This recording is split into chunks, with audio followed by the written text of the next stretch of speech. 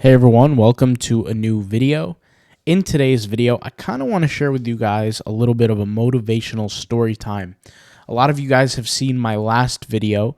Well, I wouldn't say a lot of you, but some of you seen my last video where I was kind of sharing about how other people on Adobe stock are making 20, 25K per week on Adobe stock. And there's really no secrets. There's nothing too odd to understand. There's no magic going on behind the scenes. It's simply a business model that people are figuring out how to expand and how to work on and making the money from it. And yes, they're generating pennies per sale, but at the end of the day, those pennies add up to dollars, hundreds of dollars, thousands of dollars, and in some cases, for certain sellers, even millions. With that being said, I kind of want to tell a story. When I was first kind of like in business and actually getting going and doing actually pretty well. And when I say in business, I really mean just building a website, right? Building my first site.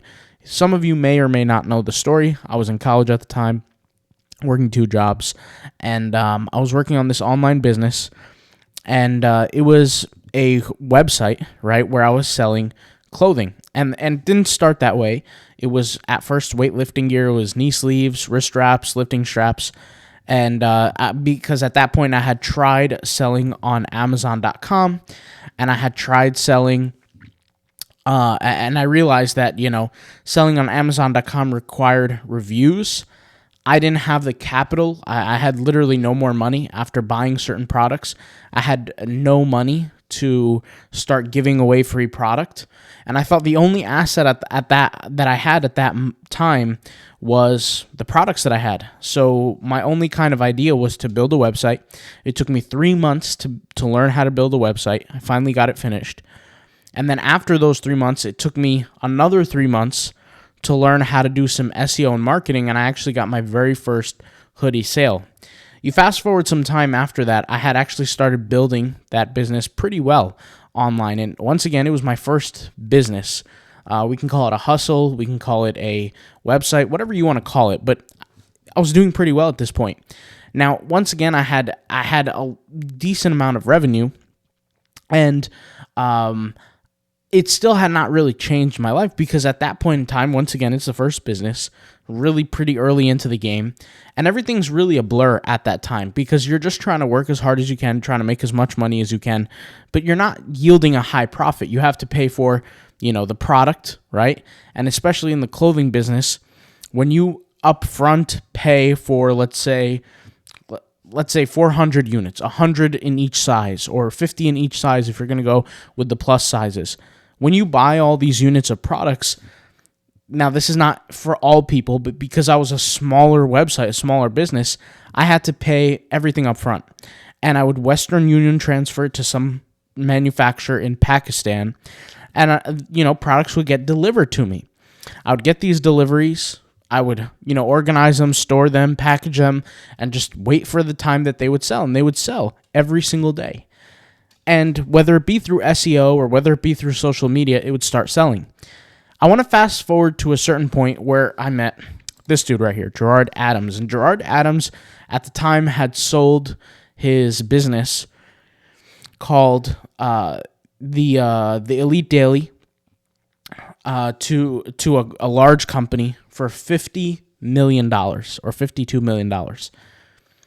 This guy right here, he had like this mentorship program that I paid for to join. And the whole idea was that I was going to go to Newark, New Jersey to meet this guy, show him my business so he can kind of give me some tips, tutorials. Now, keep in mind, guys, in my head, I'm thinking that this guy is going to give me some good advice, and the people who are there are going to give me good advice too, and I'm going to learn from them. And when I actually showed up, right, the people that were there didn't actually have any success at all. Like literally zero.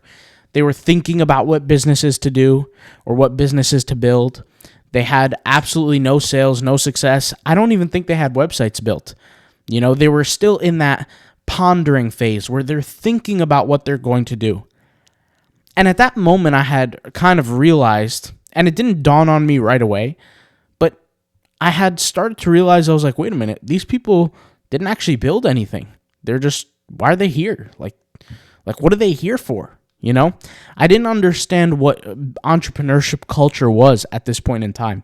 I had thought everybody was kind of like me, grinding through the phases, getting the work done, and have some results to show for it. Now, mind you, I wasn't massively successful at this point.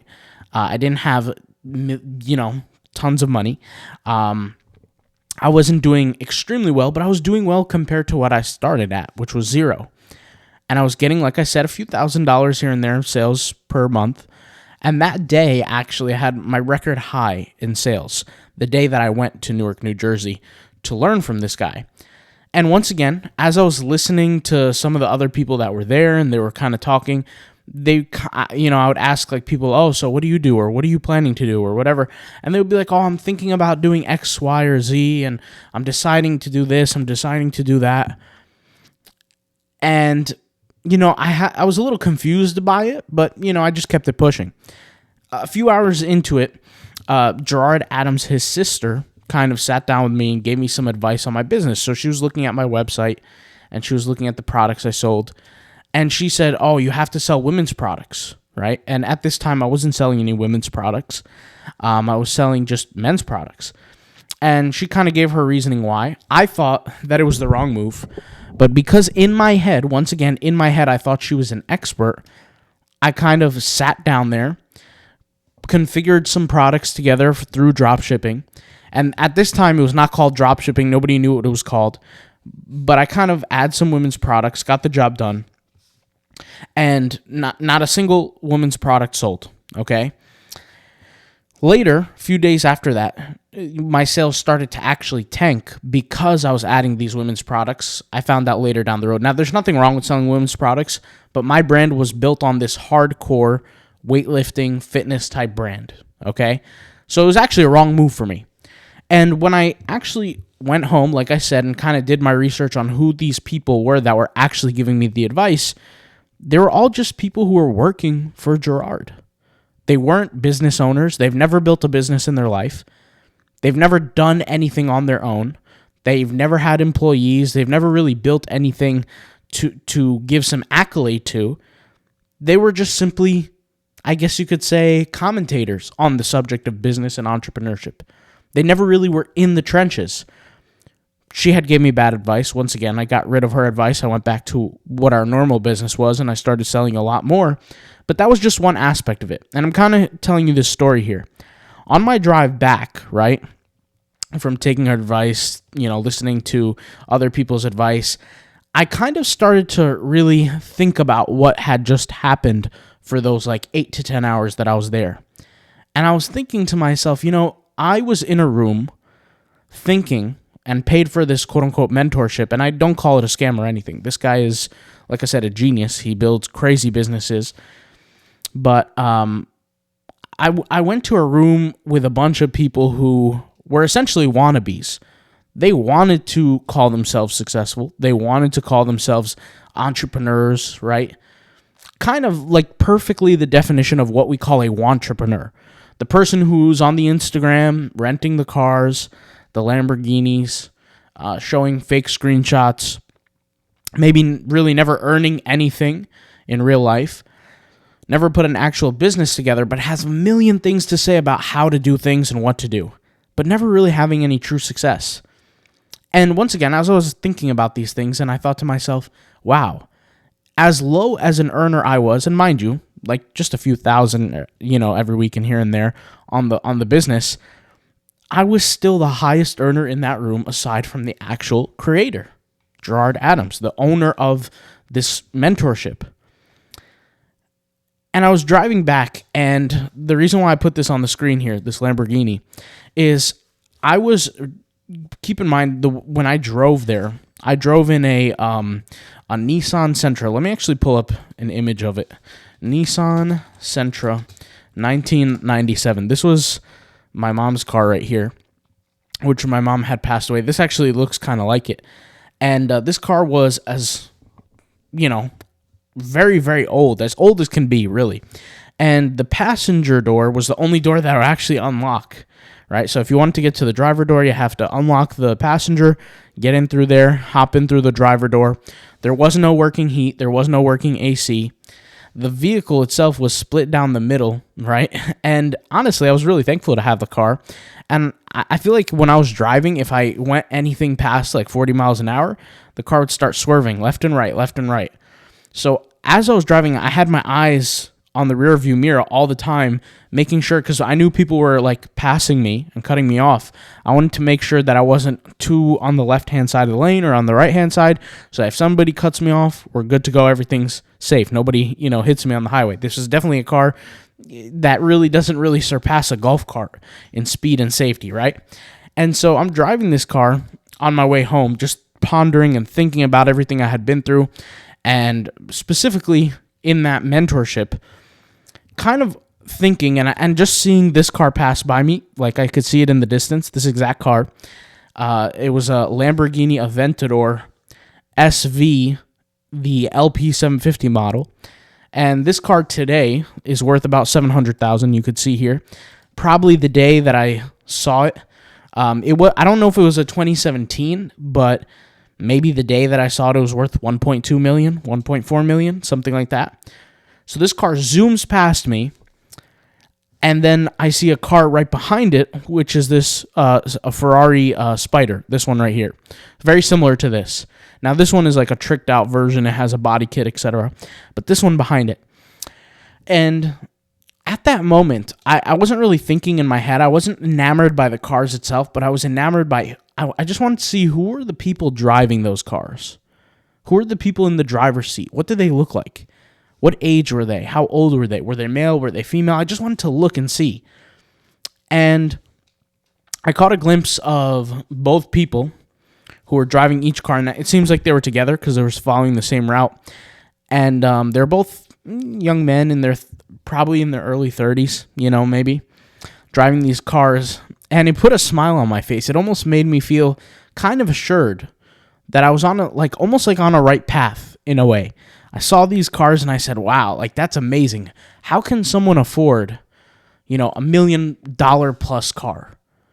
If that's what their car cost, right? How many cars do they have? What do their bills look like? What do their house bills look like? If they have businesses, which they probably do, what do their business expenses look like? What are they purchasing for their business? How much are they making? These were the things that I was enamored by. It wasn't really so much the car, even though the car is amazing, in my opinion. But it was more like, who are these people? And I was just looking like through my window, like really trying to focus on seeing who's through that car.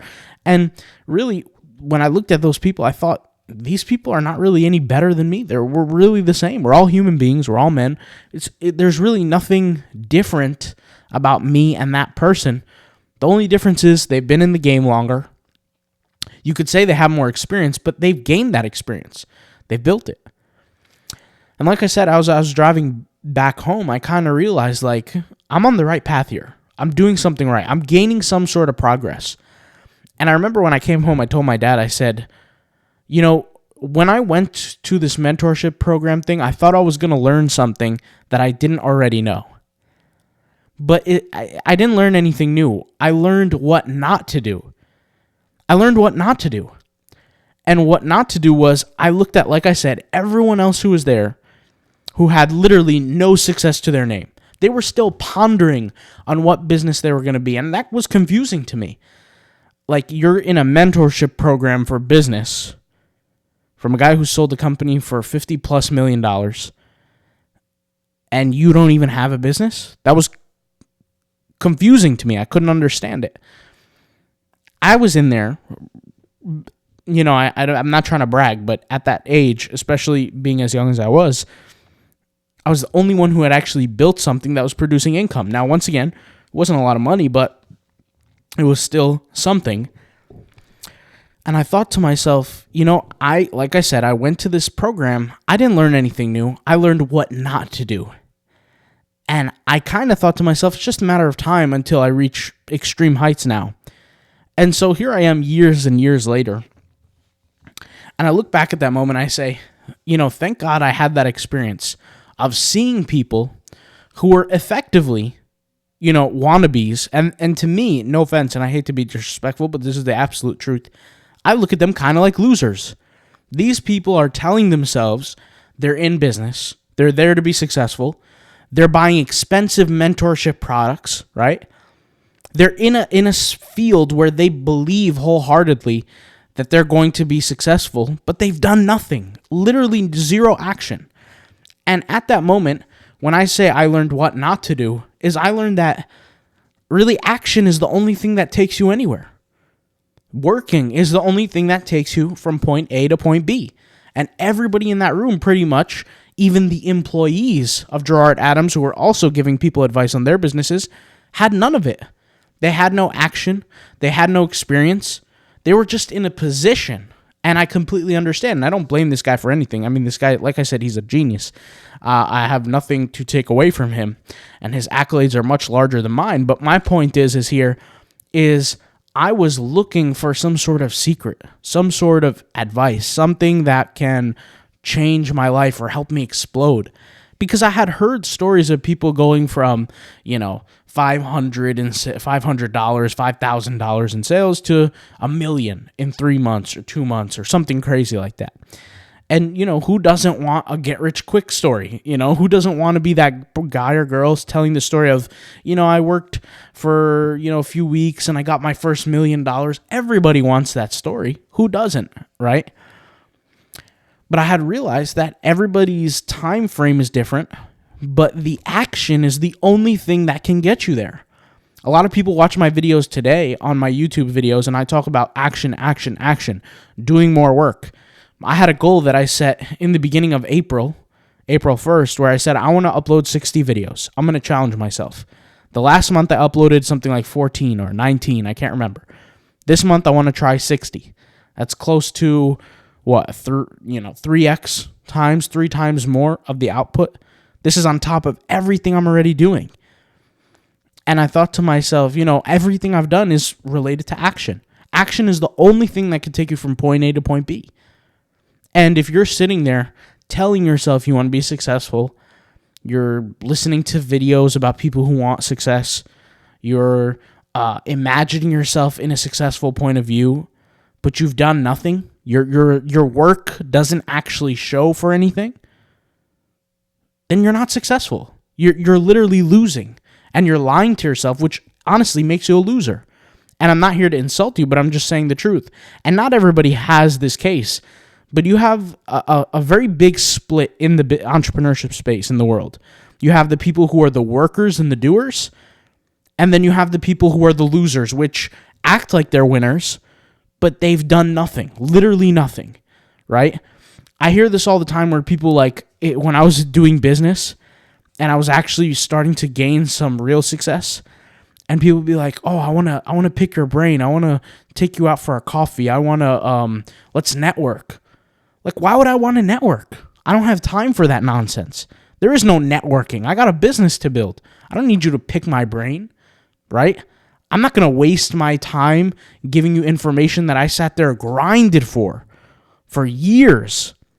So for a free coffee? What is that? Who does that? Where in what planet Earth does that actually exist?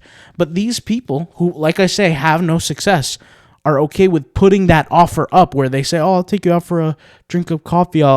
Let's go for a coffee," or whatever. When they say stuff like that, to them, that's a decent trade because they don't believe in their heart they can amount to anything.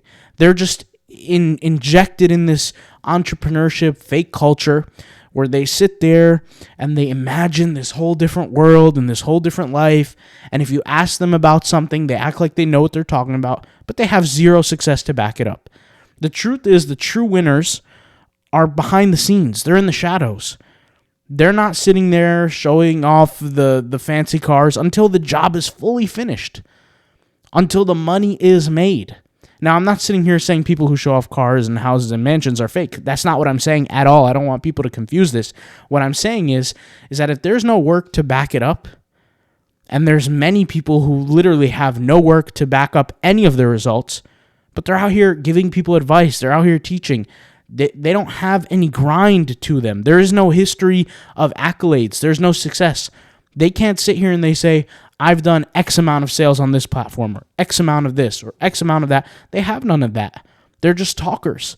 And eventually, these people start building a business off of their fake brand, a brand that had never really existed. You know, I